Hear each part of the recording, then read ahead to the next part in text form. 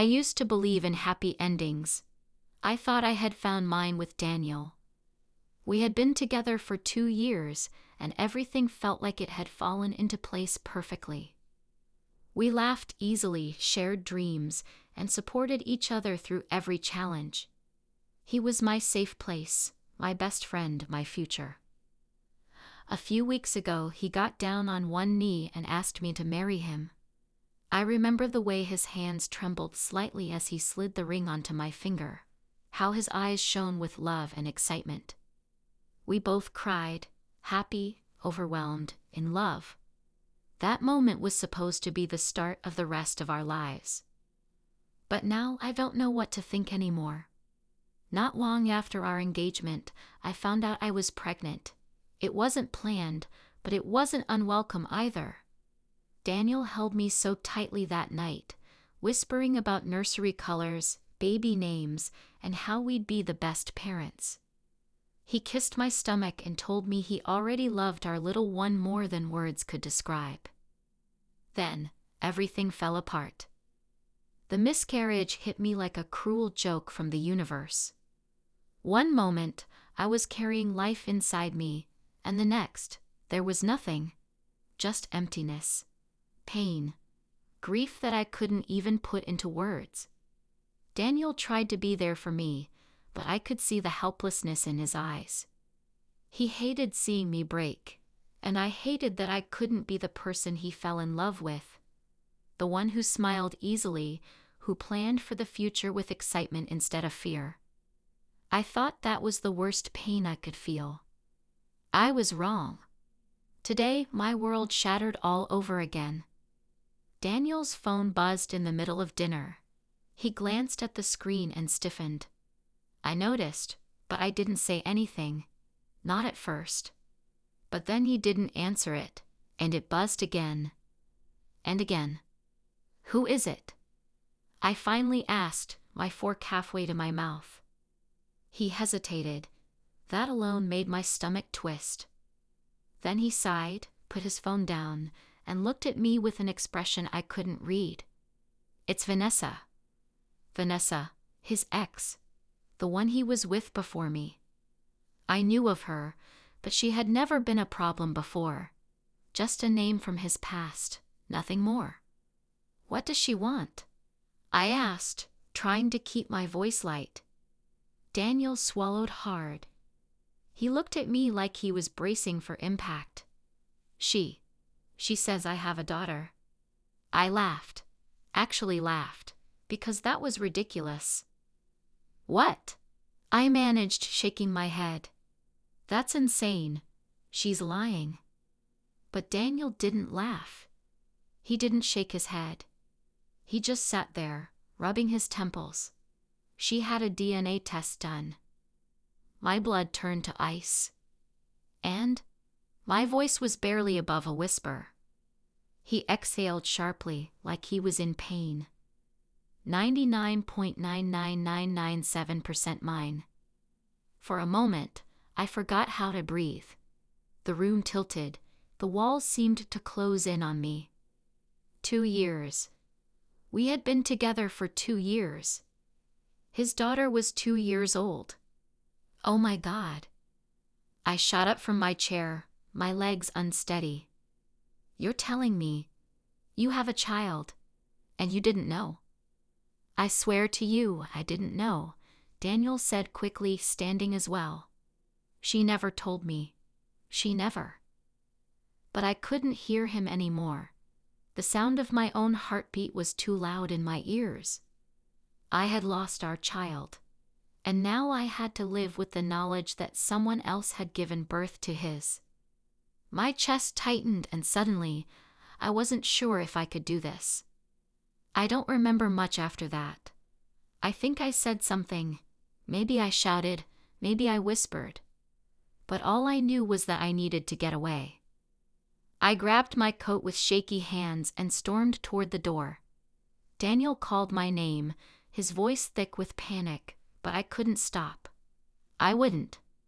The cold night air hit me as I stepped outside, but it did nothing to cool the rage boiling inside me. I walked blindly, my thoughts a tangled mess of pain and confusion. How could this be happening? How could he not know? And why did it feel like I was the one being betrayed? I don't know how long I wandered, but at some point my phone buzzed. Daniel. Again. I ignored it. I wasn't ready to talk. Not to him. Not to anyone. Eventually, I found myself sitting on a bench in the park near our apartment. The same park where Daniel had proposed to me just weeks ago. I stared at the ring on my finger, my vision blurring with unshed tears. Was this real? Was my life really crumbling around me like this? A child. A daughter. His daughter. And not mine. I had spent the last few weeks mourning the baby we lost. The baby that would never be. And now I had to accept that Daniel already had a child with someone else. The pain of it was unbearable. I pulled my knees to my chest and closed my eyes. I needed to think. I needed to breathe. I needed to decide what the hell I was going to do. When I finally came home, it was late. The apartment was dark, except for the dim light coming from the living room. Daniel was sitting on the couch, his elbows resting on his knees, his face buried in his hands. He looked up as soon as I walked in, relief flashing across his face. Emily. I closed the door behind me and stood there, unsure of what to say. Part of me still wanted to run. But another part of me, the part that still loved him, needed answers. How long have you known? My voice was quiet, but the weight of the question was crushing. He exhaled slowly, like he had been holding his breath this whole time. She called me this morning. Sent me the test results right after. So you've known for a whole day. I laughed bitterly. And you waited until dinner to tell me. I didn't know how, he admitted, running a hand through his hair. I didn't want to hurt you. Too late, I whispered. Silence stretched between us. Finally, he spoke again. I swear to you, Emily, I had no idea. Vanessa never told me she was pregnant. If I had known. I held up a hand, stopping him. Would it have changed anything? His mouth opened, but no words came out. He didn't know what to say. Maybe there was nothing he could say. I swallowed the lump in my throat. Daniel, I lost our baby. My voice cracked, and I hated how vulnerable I sounded. And now I have to watch you be a father to someone else's child. His face crumpled. I don't know what to do, he admitted. I don't know how to fix this. I blinked back tears. I don't think you can. And that was the most painful truth of all. I barely slept that night. Every time I closed my eyes, I saw a little girl with Daniel's eyes. A child who wasn't mine. A child who would never be mine. By morning, exhaustion clung to me, but my mind was sharper than before. I needed answers. Not just from Daniel. I needed to hear it from her. Vanessa. I didn't tell Daniel I was going. He was still asleep when I slipped out of our apartment and took a cab across town to the address she had sent him with the test results. My heart pounded in my chest as I stood outside her building, my fingers hovering over the doorbell. Then, before I could change my mind, I pressed it. The door opened moments later, and there she was. Vanessa was not what I expected. I had imagined someone cruel, manipulative. Someone who had been waiting to ruin my life. Instead, she looked just as exhausted as I felt. Her dark hair was pulled into a loose bun, and her face was bare of makeup. She wasn't intimidating. She wasn't smug. She was just a woman holding a 2-year-old on her hip. A little girl with soft curls and sleepy eyes. I froze. My throat tightened. Because I knew before Vanessa even said a word. She was Daniel's. Emily, right? Vanessa asked, shifting the toddler in her arms. I figured you'd come. I nodded stiffly. Can we talk? She sighed, stepping aside. Yeah, come in. I hesitated, then I followed her inside. The apartment was small but tidy. A few toys were scattered on the floor, a baby blanket draped over the couch. It felt lived in. Vanessa set the little girl down, and she toddled off to play with a stuffed animal in the corner. My chest ached at the sight. We sat at the kitchen table, facing each other like opponents in a battle neither of us wanted to fight. I'm not here to argue, I said finally. I need to understand. Vanessa nodded slowly. I get that. She rubbed her temples. Look, I didn't keep her from Daniel out of spite. I honestly didn't know if she was his at first. I frowned. What do you mean? She exhaled. Daniel and I were already broken up when I found out I was pregnant. And to be completely honest, I was seeing someone else around the same time. When my daughter was born, I thought she belonged to him. He signed the birth certificate. We tried to make it work, but she glanced toward the little girl, her expression pained. She didn't look like him. And when she got older, it became even more obvious. My stomach twisted. So you decided to check. Vanessa nodded. I did the test without telling Daniel. I didn't want to drag him into it unless I knew. And when you did? She hesitated. I didn't reach out right away. I thought about it for a long time. I know how it looks, but I wasn't trying to destroy your life. I couldn't keep this from him. It wouldn't have been right. I studied her, searching for deception. But all I saw was a tired mother who had made mistakes, just like the rest of us. I didn't know how to feel. I should have hated her. But all I could feel was this overwhelming, crushing sadness. Because none of this was her fault. None of this was the little girl's fault. But that didn't make it hurt any less. I lost my baby, I whispered, not even sure why I was telling her. Vanessa's eyes softened. I'm sorry, she said quietly. And for some reason, I believed her. I nodded, gripping the edge of the table like it was the only thing holding me up. I don't know how to move forward from this. Vanessa didn't have an answer. And neither did I. I didn't know where Emily had gone. I woke up to an empty bed, my chest tightening with an instant gut-wrenching fear. Had she left me? Was this the breaking point? Her phone went straight to voicemail. Again. By the time she finally walked through the door that evening, I was on the verge of losing my mind. Where were you? My voice came out rougher than I intended. She didn't answer right away. She looked drained, hollow, like a part of her had been stripped away. Then she met my eyes and said, I went to see Vanessa. A strange feeling settled in my stomach, part dread, part relief. I had wanted to talk to Vanessa myself, but I was still processing it all. And now Emily had gone first. I didn't know if that was a good thing or not. What did she say? I asked carefully. Emily let out a humorless laugh. That she wasn't trying to ruin our lives. That she wasn't even sure the baby was yours at first.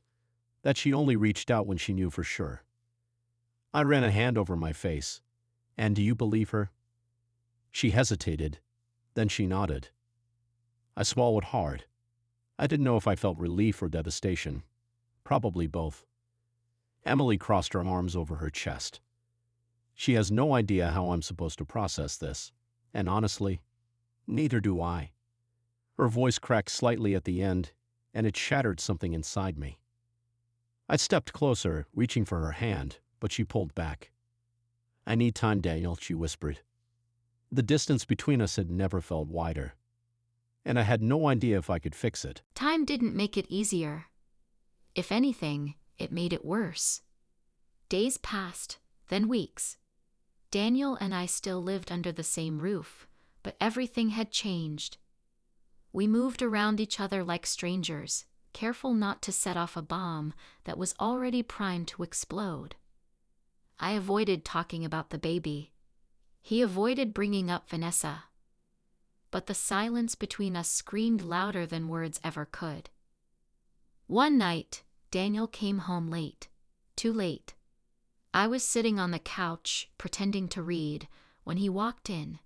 His face was pale, his eyes troubled. "Where were you?" I asked, my voice unnervingly steady. He hesitated. "With Vanessa." The world tilted. "And your daughter?" He nodded, running a hand through his hair. "Yeah, I met her today." Something inside me snapped. I shot up from the couch, my heart hammering against my ribs. "If you didn't think to tell me." "I was going to," he said quickly. "I just—" "When?"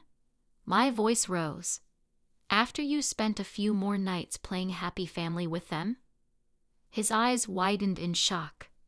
"Emily, it's not like that." "Then what is it like?" I demanded.